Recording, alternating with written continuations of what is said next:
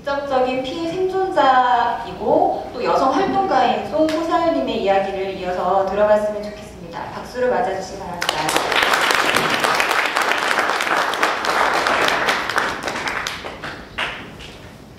Good evening. First of all, I would like to greet you in my traditional way, Chumrisu. So once again, my name is Song Kusal. I am from Cambodia. I lost my leg by ERW when I was 5 years old. So I didn't remember anything because it was too small. But what I can say is that after I come back home, I just know myself that I am the one who different from other children. Many times I stay home, I feel lonely, disappointed because I cannot run, I cannot do anything like other children. And many times I have a dream that my other leg come back. But when I got up, it's just a dream. So I can say, I feel like I lost everything. I have no hope. But in 1994, I have one organization called ICOC. They went to my village to find disabled people to provide prosthetic leg. So I saw that this is the good way that I can get my other leg so I can walk like other children. Unfortunately, my real leg is so short, so it made me painful when I wear a prosthetic leg.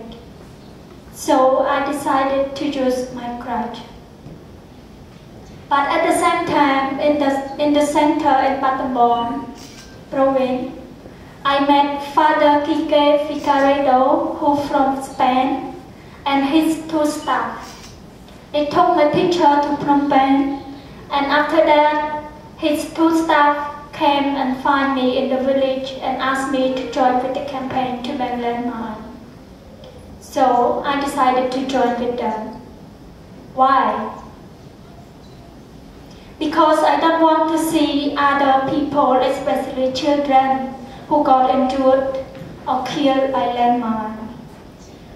I don't want to see them to have just a dream like me. I want them to have a true dream. So it's a good chance for me to join with the campaign if I compare with other survivors. Thousands of survivors who live in the remote area. So I am very lucky one that can join with the campaign. So in 1995, I went to Vietnam to speak at the United Nations to ask the government and people to join to ban landmines. But I was too small. And when I got up to the stage, I forgot what I wanted to say. So, when I look down from the stage, I see my friends like Tung Chanare, Sun Chrak, Kham Thong, and other survivors. I got strong again. But the campaign was failed in 1995 and 1996. But it was a great magic that in 1997 we got the Nobel Peace Prize, like Sister Denise said. 122 countries decided to ban landmines. This is a great achievement, but we still have a lot more to do. So after that, we made the campaign called Kids Against War. So my campaign said, no more war, no more landmines, no child soldier. And this campaign, we have 5 points to ask people to promise. Even though they cannot choose all the 5 points, they can pick any one that they like. One, I will help those hurt by landmines and war. I will solve arguments without violence. I will care for the environment. Every day I will spend 5 minutes reflecting peacefully. Every day I will do one thing to make peace grow like flower.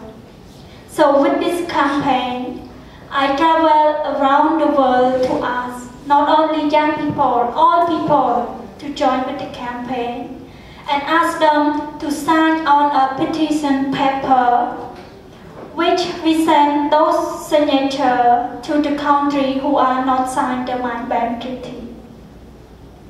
So most of the time with this campaign, I went to school to talk about, to share about my story and to ask them to join the campaign. And then after that, in 2001, I got the name Youth Ambassador for the International Campaign to Ban Landmine. So this meant that I could not stop working with the campaign.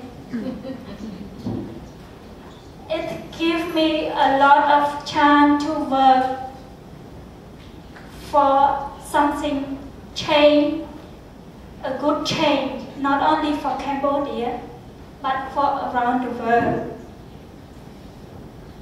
And this gave me a lot more work and more travel to talk about my story and about the need of survival. So until now, we have about 160 countries already signed the Mine Ban Treaty, and more than 100 that signed on cluster munitions. So this is a great achievement. But like I mentioned, we still have a lot more to do. So today we are here in South Korea, and this afternoon I went to Hanwha factory, the factory which produces cluster bomb. I cannot get in. I wish I could get in and see the way that they produce cluster bomb. And I wish to see the producer and talk, but unfortunately I don't have a chance. We just demonstrate outside the factory, but I am crying in my heart, even though I cannot get in, but I am crying and thought that where they are going to bring those cluster bombs to, and how long will it take under the ground, and how many people will injured and killed by these people. So I am so hurt for them to make cluster bomb. So today I would share my thought, my personal feeling to the factory. Please make something change for the people, for the civilian, and listen to the family who injured and killed by those people, and understand the need. They don't want to see or hear anyone injured or killed by this bad weapon. So I beg them, please stop produce and use cluster bomb and also landmine. So I hope my message will get through to them, and they will think deeply again of what they are doing. Thank you.